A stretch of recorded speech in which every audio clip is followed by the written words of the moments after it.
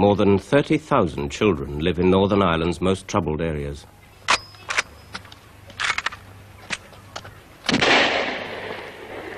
Hundreds of thousands elsewhere in the province live more or less normal lives. That's the one within the complex, sir. But this is the story of the 30,000. It's the story of their life, told mainly as they see it, through their games, their paintings, their songs.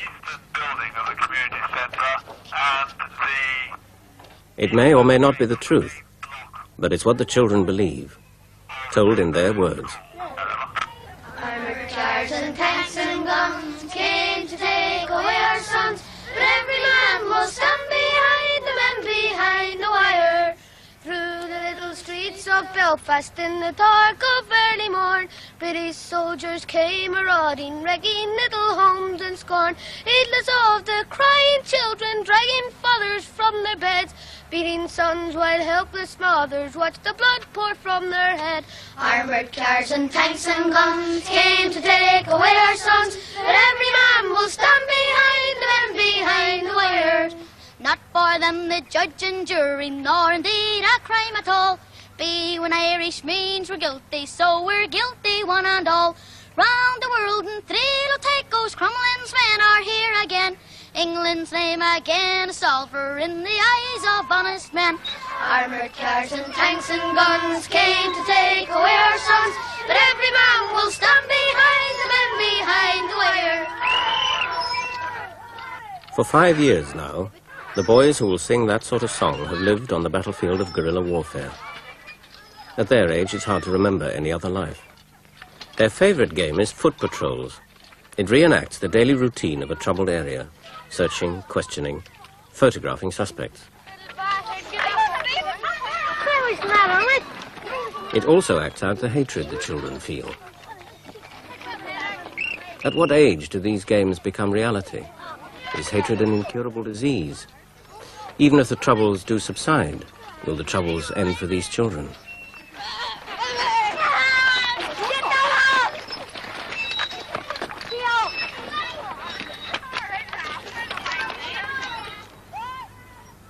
Perched on the heights above Londonderry is a housing estate whose name has in recent years become notorious throughout the world. This is the Creggan. 15,000 people live on this estate, including 6,000 children. In many ways, it's like all the other overcrowded estates throughout Britain. But the Creggan has one special problem built into its birth. Londonderry has a Catholic majority shown on the dark green areas of the map. But the Protestants, shown as light orange, used to have a majority of seats on the council, and when the Catholic Bogside became hopelessly overcrowded, they put the new housing onto the only land available within the same ward. That way they kept control. The result was a ghetto. One set of shops, one factory, virtually no entertainment. Any sociologist could spot a classic environment for vandalism and violence.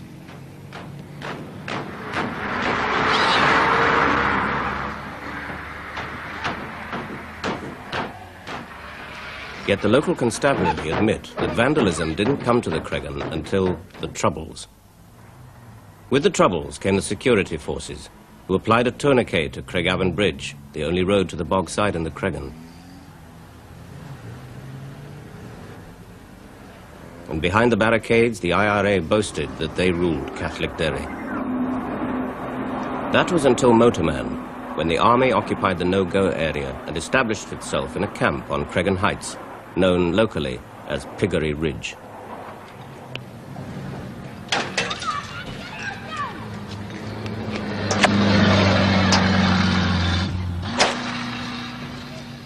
This, to Creggan youngsters, is authority.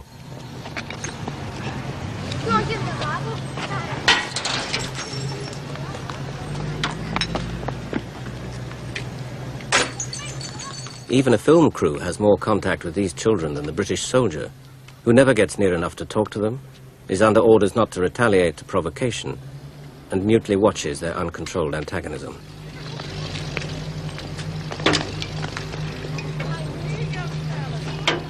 So the soldier sits in the back of his armored car, frustrated, and photographs the opposition. There's a photograph of a minute child. He's probably doing it because he's seen everybody else do it. There's a little girl. She really looks as if she's enjoying it. She probably is. It's the local cowboys and Indians, as far as... Colonel Mike Thorne, commander of the 2nd Anglians. Again, a charming face. Doing a very naughty thing there. Now, there we're getting a bit worse. Young man, probably trying to tempt the soldiers to do something they oughtn't to do. He's got 2 large bricks in his hand, which, if they're thrown at a soldier, will cause considerable injury. Now, I may say that we've had something like 40 soldiers who've had injuries to their faces or heads of some sort requiring stitches in 4 months. Now, that young man is quite capable of doing that sort of damage. But of course, he's too young to be arrested.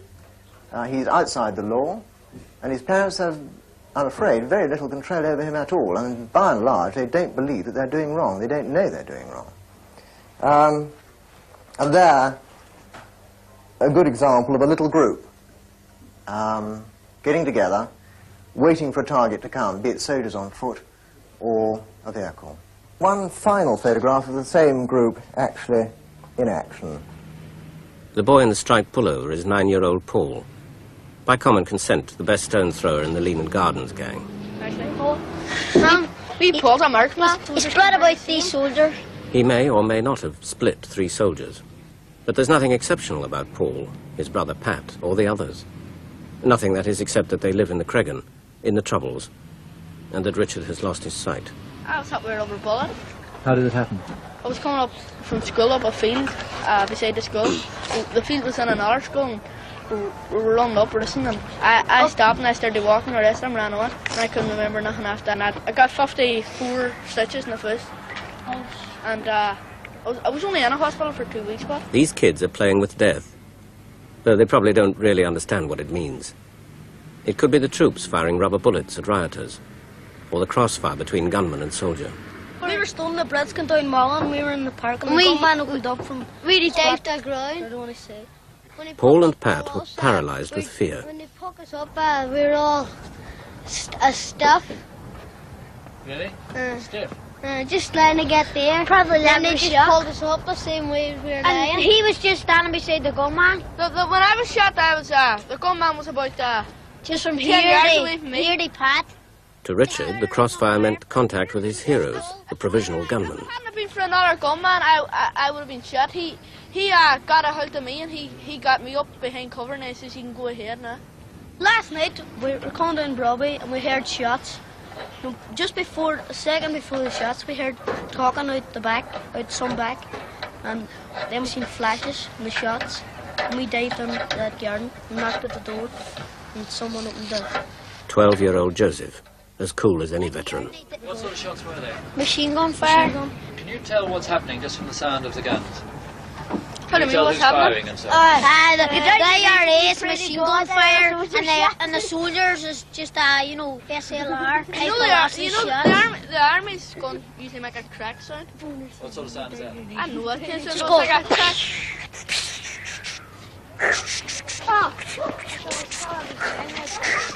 The children know the caliber, action, range of every gun carried by the army or the provisional IRA. Where other kids get their excitement from fantasy or television, these boys have the real thing. They can taunt, stone, harass real live moving targets, and 9 times out of 10 the soldiers won't retaliate. The excitement worries psychiatrists. It will be hard for such children to settle down to peaceful lives. Yet they live in dull, underfurnished, overcrowded houses. This is where Paul's family lives, 12 of them in all. The house has 3 bedrooms. I sleep on here and Pat sleeps in it. And else father. See, I sleep on there and never sleep down there. Brendan is 14. The brothers have an impressive collection of war trophies. This was a major's swagger stick. I wonder how he lost it. I think it was a belonged to a soldier got shot. An officer who got shot. A major. To collect stamps or football programs would be tame compared with rubber bullets. How many rubber bullets have you got between you? About 15, about 17 altogether. Pat, does it worry you when you throw stones and they fire the rubber bullets back at you? It worries me sometimes. Every time they fired, I crouch on my knees so it won't tap me.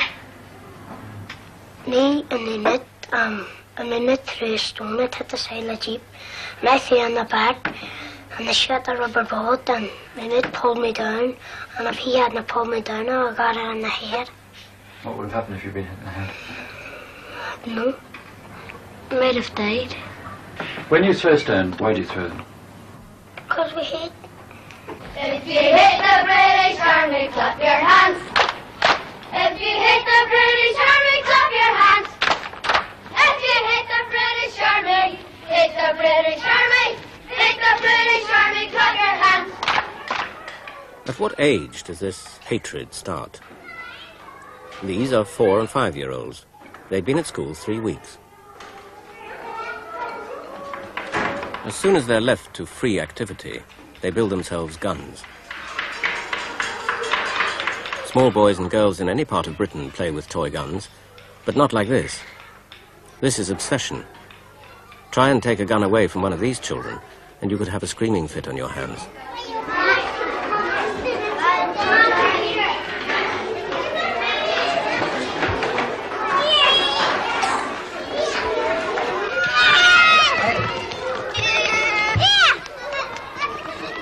The psychiatrists call it identifying with the aggressor. It's what you tend to do when you're afraid. And if your school is in the Creggan, there are plenty of models of the aggressor for you to imitate.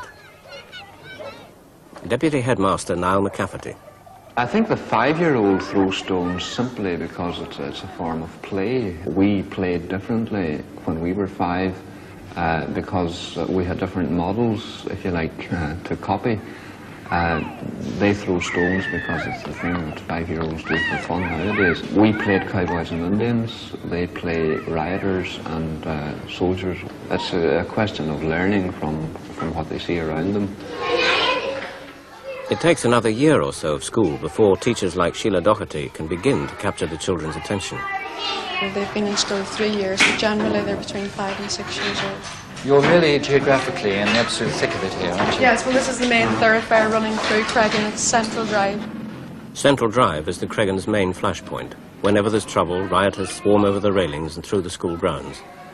These windows here are looking out on the main thoroughfare, and as you can see, most of them are covered up. But before this happened, when anything did begin to happen, the children went to the window to see what was going on. There's a general lack of concentration with the children, and they are so easily distracted from their work anyway.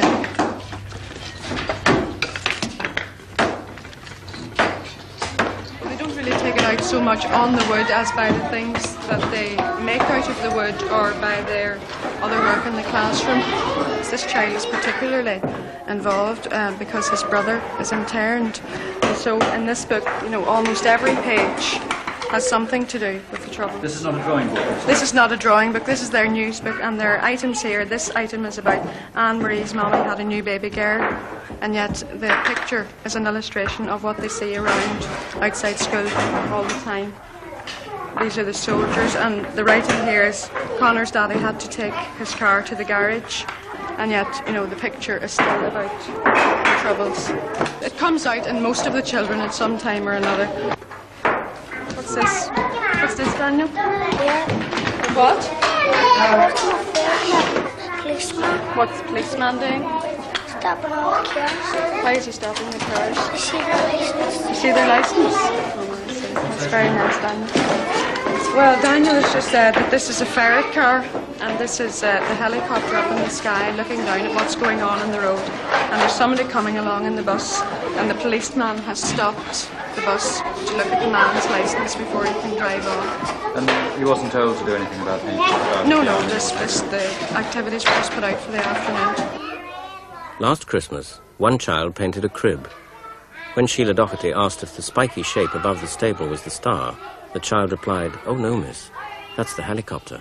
On another occasion, whenever the children were being prepared for First Holy Communion, the priest who had come in to talk to them had asked them why Christ had died on the cross, and immediately a hand shot up at the back of the room, you know, and he said, "Well, why did Christ die on the cross?" And he said, "He died to save Ireland, Father."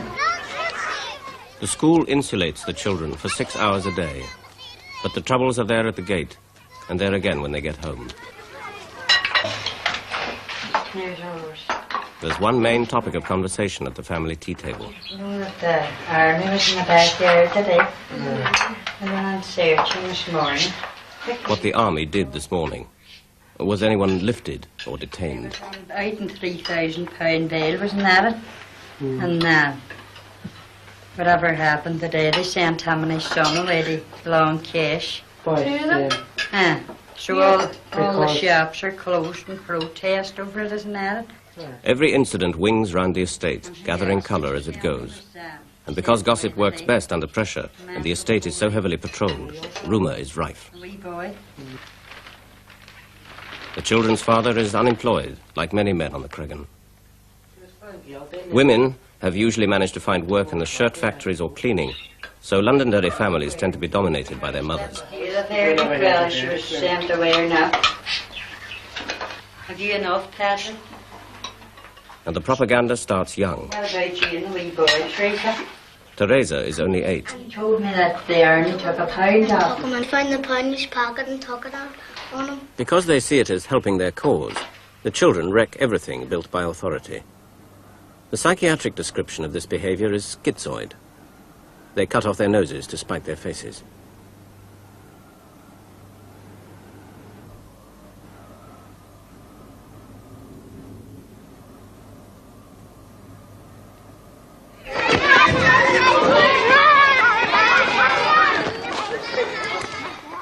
They play their football in backyards,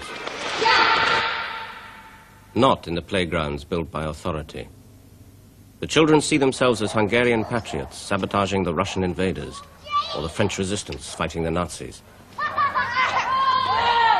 Because they believe that violence has achieved results, they're growing up to admire even the worst forms of violence, like the provisional's traditional method of discipline, putting a gun barrel behind a man's knee and blowing off his kneecap. Or tarring and feathering girls who date soldiers, soldier dolls. They don't really give kneecaps to soldier dolls as informers, you know, men that they give kneecaps to. They tar and feather soldier dolls. They pour, sometimes they pour hot tar and, you know, red tar and all, and red lead and all. Red lead, that's what they say. And put, you know, throw feathers and all on it. Get a big pile of feathers and throw them on top. They give informers a warning before they shoot them in the knee. Abracadabra and off with his knee. As we were going over the bridge, the army asked us who we were. As we were going over the bridge, the army asked us who we were. As we were going over the bridge, the army asked us who we were. And we gave them an answer. We are the IRA provisionals. We are the provosts from both sides. With our rifles and our guns, we will make the ladies run. We're the IRA provisionals from both sides. 10, 11, 12, they can begin to carry a bag with some explosives in it. 13, 14, they can begin to throw things other than stones, the odd blast bomb perhaps. And we've certainly picked up in Londonderry, not us as a battalion, but other units have picked up certainly one young man of that sort of age throwing a blast bomb, in fact younger than that actually. And when it comes down to shooting, well, some of the young men, 13, 14, are quite capable physically of firing a pistol, if not an armalite, which is a very light weapon.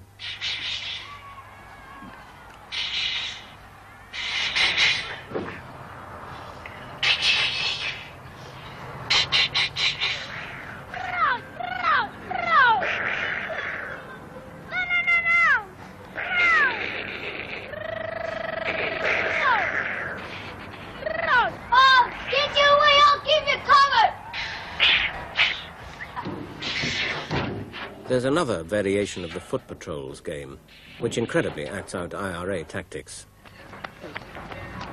To cover the gunman's escape, a line of children rioting. You can't shoot children, can you?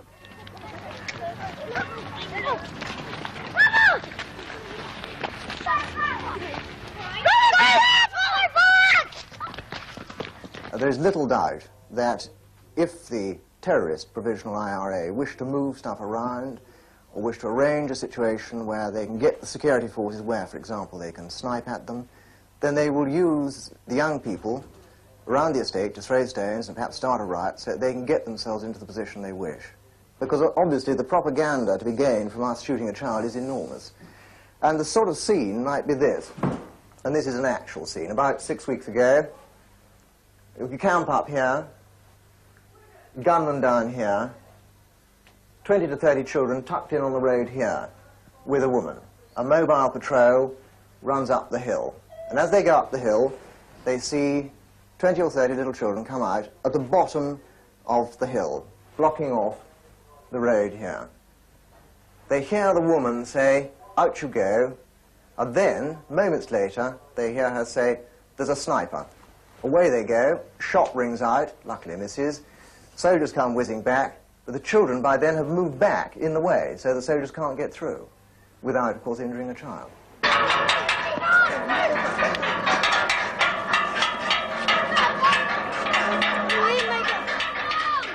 It's Sunday afternoon on the Creggan, and the children are getting ready for a riot,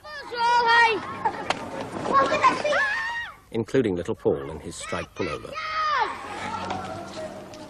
It could happen any fine Sunday, and if the presence of the film crew makes today a bit special, the soldiers know that on Sunday they stand a good chance of being stoned.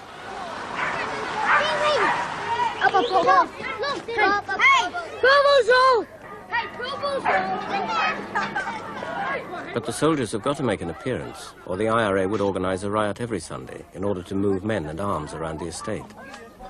As winter and perhaps sanity arrives, the rioting dies down.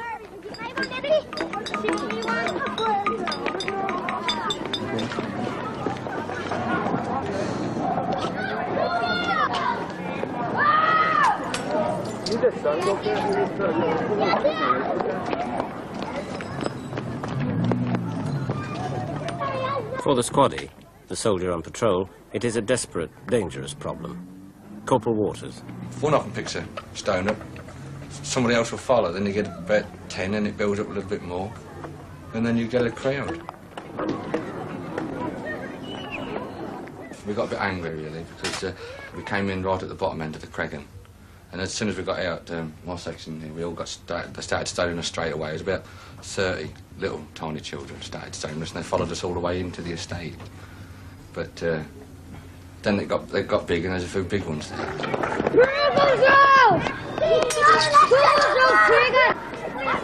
We got caught there on the corner of that junction. There was a hail of stones came over from the children, and there must have been at least 100 stones in the air at once. So it was that well organised, they all came over all at once.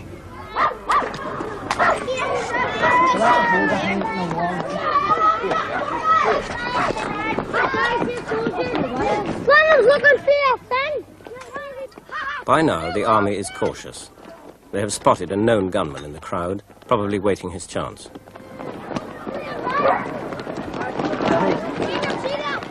In a moment, they will use CS gas and rubber bullets to disperse the riot. And the crowd knows it. I got hit on the knee, and is it Jim here? He got hit on the elbow. His arm went dead for about half an hour, but he was all right.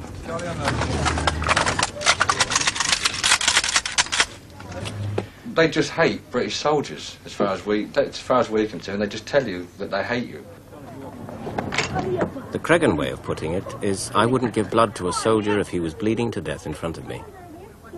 Goodness knows if they mean it, because to say anything else in public is to risk tarring and feathering, or worse. One girl took that risk. I am entitled to give my blood to a soldier if I wish. And as a Christian person, and as this is supposed to be Ireland, the land of saints and scholars, well, I don't know, there are very few saints now, maybe scholars, but I don't think you get many saints in it these days, if people just couldn't help a dying person. And because his sister has courage, Jim Devaney has a chance of surviving the troubles with a normal mind. By rights, Jim should be more bitter than other Londonderry kids because their father was beaten by the Royal Ulster Constabulary. Unfortunately, when the incident happened, Jim was in the sitting room, and when the police came in the door, they pushed my daddy in the door, and they had him in the head, and actually he fell backwards, and Jim must have saw that. And then 6 months after, he died, and another couple of months after that, the house was lost. We are dealing now with kids who have suffered traumatic experiences. The week we left the brow of the hill school, the headmaster was blown up by a landmine left by provisionals in the school grounds. A 9-year-old boy was killed in the same way last February. Even when mines hit their intended targets, the effect on children can be harrowing. 2 days before filming, Jim saw a soldier blown up. I seen him flying in the air and landing on the ground again. And the woman in the bookies was blown off a chair and her legs was badly damaged. What happened to the soldier? The soldier was taken away in an ambulance. His arm was almost off as well. I just saw his arm was pure red. You couldn't even see the skin. It was pure red with blood. You saw it? How did you feel? Sorry. And then some people started to shout, hope he gets another one. I felt sick. I didn't think it was right at all. For boys to talk with compassion about their enemies is a sign of hope for Londonderry. Jim dares because his mother realises what is happening to the children who are encouraged to hate. Hatred doesn't harm the person that you hate. It just harms you. It's you that's going to get all twisted up. That's what's happening to these children. What kind of citizens are they going to be? Even the troubles were over. What's Derry going to be like with these young fellas when they grow up now, or these young children? Girls are as bad. These are going to be mothers and fellas, you know, of the future. And if there's this hatred on them, what in God's name is going to happen to them? Terrible. So Jim can forgive even the men who attacked his father. But it's a confused sort of forgiveness. No, I haven't got nothing against them. That's just what they do. They just kill.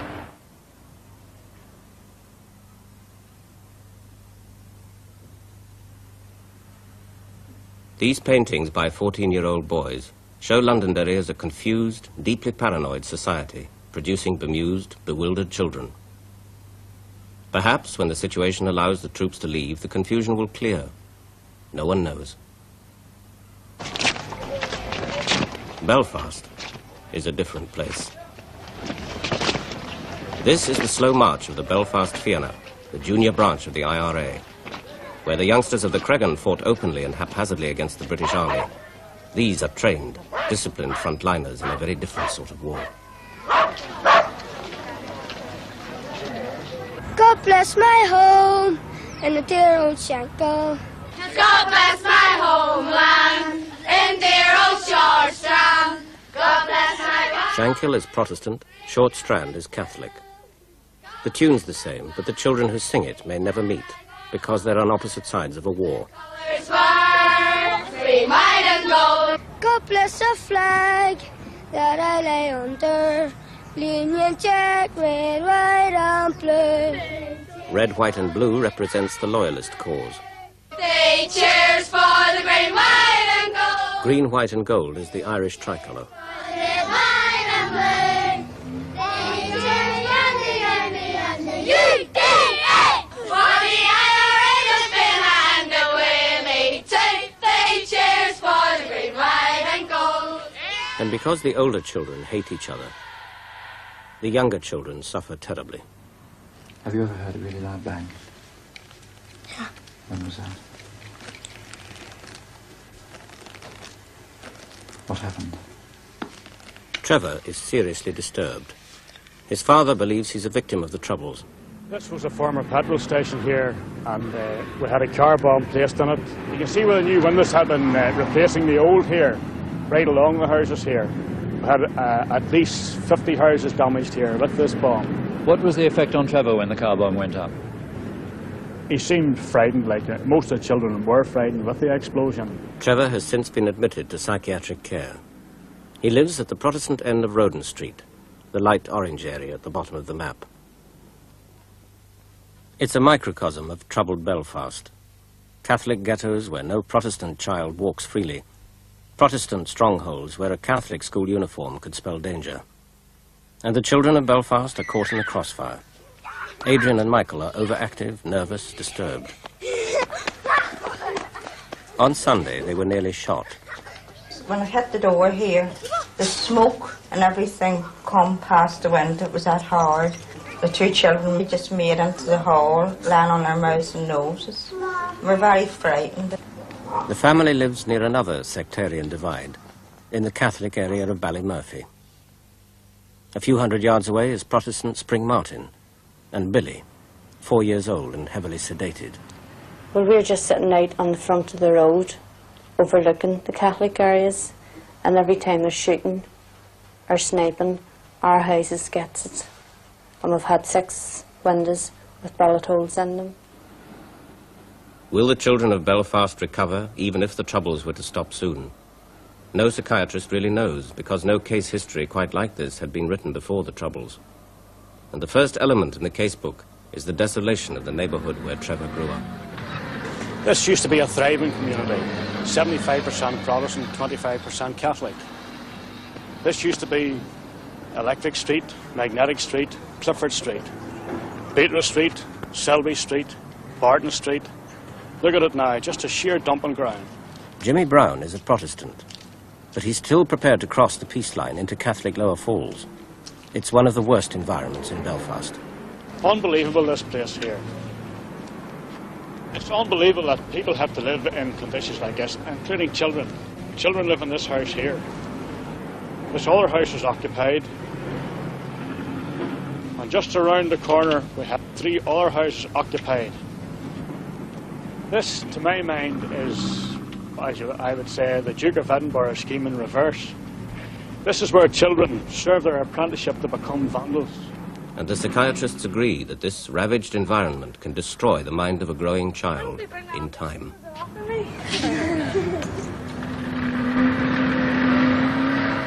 The next element in the casebook is anxiety. Bullets travel up this street at the Taggart Army post.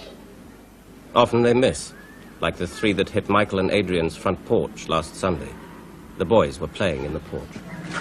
The bullet went through there. Michael at down there on the weeds. Michael down way over there. Bullet came through there and then went way over there. The first one came through at the railing and through at the second one came through there, and the third one just went on up. What did you 2 do? We run in the house. I did. I got one in. You were first one in. I wasn't. You were standing near the top of the door. Wouldn't. Were you scared? No, I wasn't. Yes, you were. You were in the house screaming. I wasn't. You were. I wasn't. Oh, yay. Do you know who does all the shooting? What? Who is it? I know too. Tell him, I know. Who does the shooting?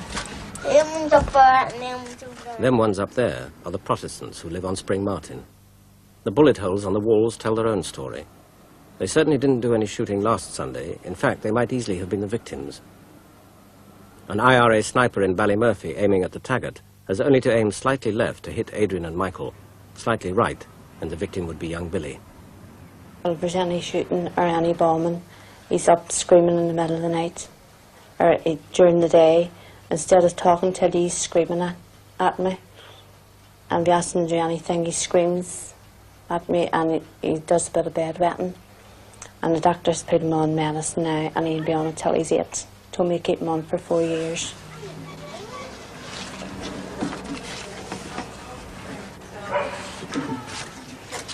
Well, Adrian has a very bad effect. At the moment he's on tablets, these are them here. So now he's on these new ones. Doctors don't like prescribing powerful antidepressants to children, yet both Billy and Adrian are on Tofranil. He just goes into these fits and takes hours working with them to get him out of them. And he's more strength than any human being. He would choke you, he would kill you in them. Like, nobody realised there's only us in the house. Like, and he's a loving child. He loves every one of us, because after he comes out of these here, he would sit and he would hug and talk to you, you know. He's more manpower than anyone else, you know. Even a man, he's more manpower than a man. But this really frightens me. That's why I took him to see the doctor. It was frightening me. Joe Hendren is a GP who works in Ballymurphy. I think that the outstanding effect on these children is probably indirectly due to their own parents' anxiety and depressions. The young mother, say with children of that age group, I would say 2 out of every 3 that I would meet would have a certain amount of depression and tension. Now, the effect of this on young children is that they would tend to take it out on them. Mothers complain that their children are very good, but that if they're so irritable themselves that they're beating the children with for little reason. The doctor's treating me now that my husband's away. He's treating me for my nerves and he's giving me tablets. And at nights, I don't sleep at all at nights, for my husband has never been out of the house before. Do you think this communicates itself to Billy? Oh yes, he does. And if I'm upset during the day, I take it out on him because he's not doing what I'm telling him. I take it out mostly on him, like. Adrian and Michael have the added tension that their father works on the other side of town. Every day he has to walk a different route for fear of the sectarian murders that plague Belfast. 10 or 12 more of my own patients have been assassinated, and that means that in the area, in the evenings especially, when there's less traffic, people are afraid. As darkness comes on, you'll find as people walk along the street, they're looking to their left and right, looking for the shadow in the doorway. And so the anxiety builds up. When we filmed, Michael had seemed a normal enough child, but the constant fear and that shooting have since taken their toll. Now he too is on Tofranil. Psychiatrists believe that children should receive clinical attention rather than tranquilizers, but the kids simply don't go to clinics. The prescription of tranquilizers has shot up 3-fold since the trouble started, and nobody knows just how many children are drugged to the point of apathy, nor what the long-term effects of this might be.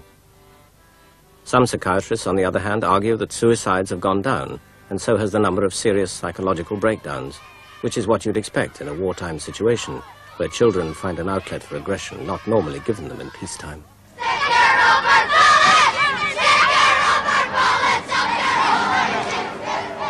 These Protestant children have hijacked a beer lorry and used it to blockade the main Newtonards Road in East Belfast. Until recently, these streets were terrorised by tartan gangs. Now their place is taken by these youngsters, acting in the name of the loyalist cause. But to remind us that their behaviour is modelled on the tartans, they've kept the old war cry, Newtons, Newtons.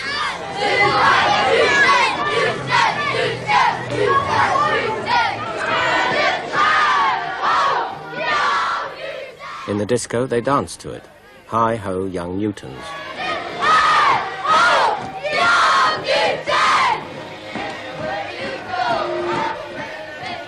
Newtonards Road has a disco, which is something for a troubled area. But you still can't forget there's a war on.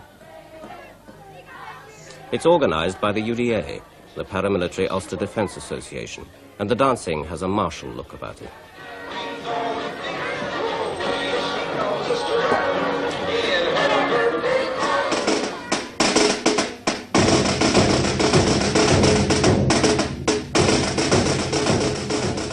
Here, in loyalist country, children are encouraged to see aggressive behaviour as patriotic.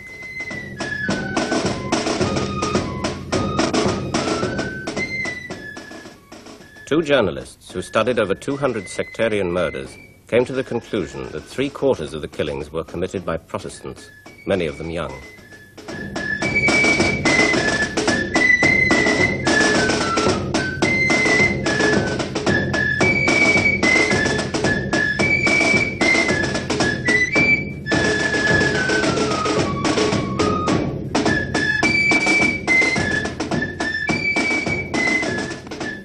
East Belfast is almost solid Protestant, a close-knit bundle of streets as devoid of facilities as the Creggan, where youngsters play their football on pavements and learn delinquency in the conventional classroom of alleyways and street corners. Billy is one such youngster. He is 15 and very much a product of this environment. His parents have lost their grip. My father can't control me. Why not?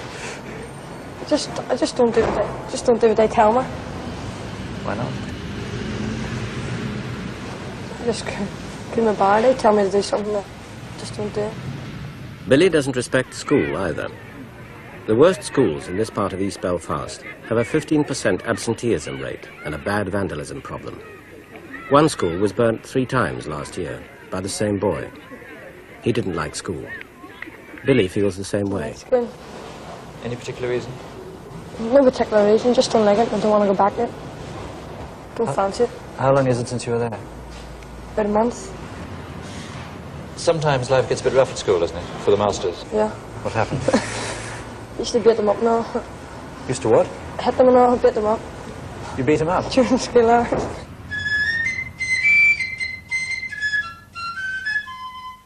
The Troubles have provided Billy with justification for his behaviour, the Loyalist cause.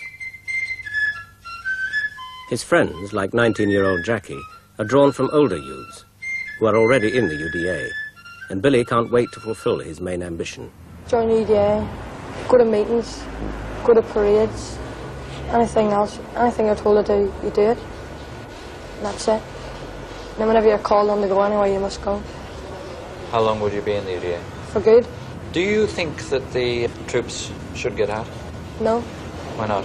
If the troops went out, it would be a bloodbath. How? Catholic and Protestants fighting together. Would you be fighting? Yeah. Would you enjoy the fighting? Yeah.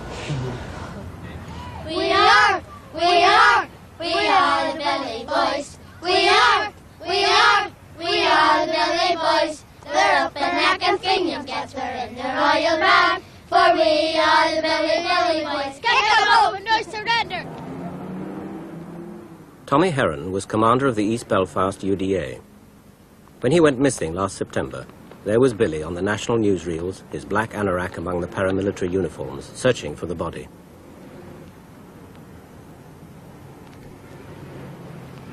Billy lives not with his own parents, but with Heron's ex-bodyguard, a colonel in the UDA, Billy Elliott. And Billy spends as much time as he can at East Belfast UDA headquarters, helping out by answering the phone. Hello, UDA headquarters, Newton Knowles Road. Isn't that? His UDA connections bring additional danger, because Big Billy is a marked man. Well, I think probably most officers in the UDA are marked men, you know. You always live in the fear, certainly, of being shot or something, you know. My greatest fear is if they would drive past a house and throw a bomb in through the window or something, then my wife and children would get it, you know. And possibly Billy too if he was in. They could shut any time at all. By who? IRA, anybody. Tell me, have you ever handled a gun? And the cadets. What are the cadets? Army cadets. What sort of cadets are they? It's something like a junior army. It's we train the army cadets to shoot rifles and pistols and that. So you know how to handle it? Yeah. It seems incredible that the British Army Cadet Force is still training boys to use 303s and even automatic weapons here in Ulster, where these weapons have been used against British soldiers. But they do. With every month of the Troubles, the damage done to the minds of children gets worse. How many boys of Billy's age are destined to become killers? The men of violence are breeding more men of violence. And where does it stop? Or is there a killer among these girls? They belong to Cumna Ban, the women's branch of the IRA. The security forces believe that the IRA provisionals are running short of adult gunmen. So they're falling back on the junior IRA. The Londonderry youngsters carry weapons and act as lookouts for gunmen. But some of these children are trained to kill.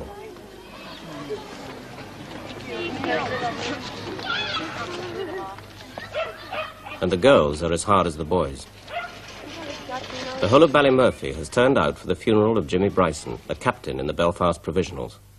An army officer who had held Bryson described him as a psychopathic murderer, an animal. But to these children, he was a hero, as much as any footballer or pop star. In any other country, this would be a Boy Scout parade. But this is Belfast.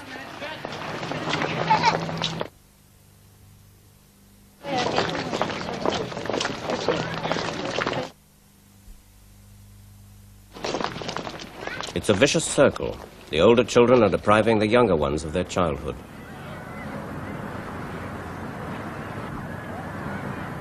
Maria lives at the foot of Lower Falls, in a concrete wilderness called Divis Flats.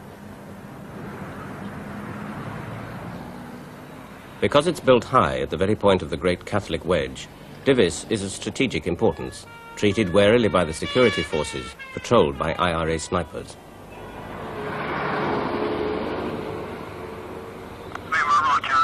And because the flimsy walls are no protection against bullets, the residents are caught in frequent crossfire, the worst of the high-rise nightmare, along with the worst that Troubles has to offer. Maria's father. You could be lying dead here, and nobody would know you were lying dead because you're cut off from everybody when you come into these places. This is not a home at all. They're really prisons. They're no, especially now for the kiddies living on the top. These corridors are the territory of freelance thugs. The claim is that the Fianna rules Divis. They terrorize adults and children alike, and some parents don't know whether their own children belong to the IRA. They've come to Bryson's funeral to see whether they can spot their sons or daughters in the march. They wouldn't dare ask. The Divis family is trying to escape. I was in England for 9 months. Would you like to go back? Yeah. She is going back. She has her schooling over there now. It means if I bring her back home again, she's going to have to go back to her own school. And she gets too nervous when she's here. 2 older boys have already been shipped off to England. The family is being torn apart.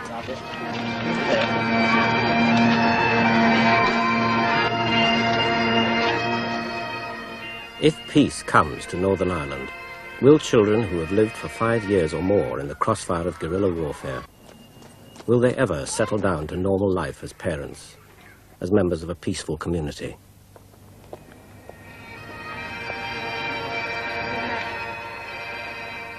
Is there any cure for a lost childhood? Where we lived before, there used to be a lamp post. And they would have went out and been swinging on it the day long and playing. But not now. She's just constant in all the time. And when they're caught in any trouble, such as shooting and explosions the day before, the next day you've got to leave them up at school for a couple of weeks till she settles again, you know. Or else it's, Mommy, don't let me go to school, let me stay at home. She's just frightened all the time, you know. She's just frightened all the time, you see. She's feared.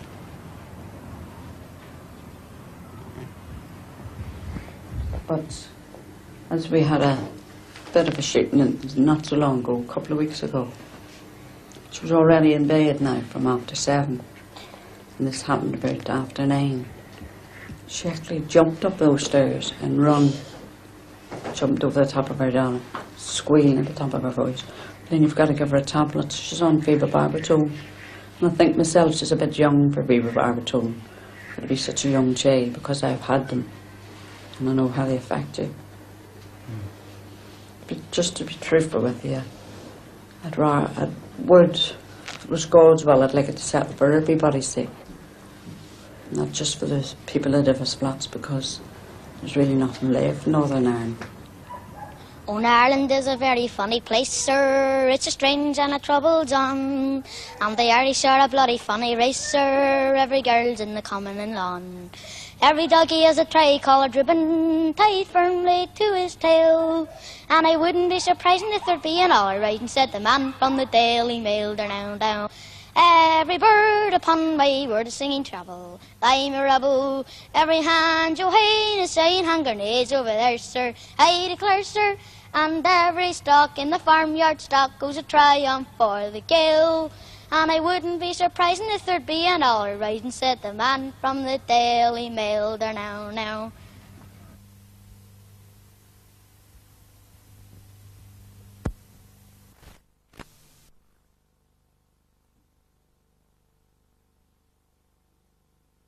The reason to do this program is not in any way to do with nostalgia or ego.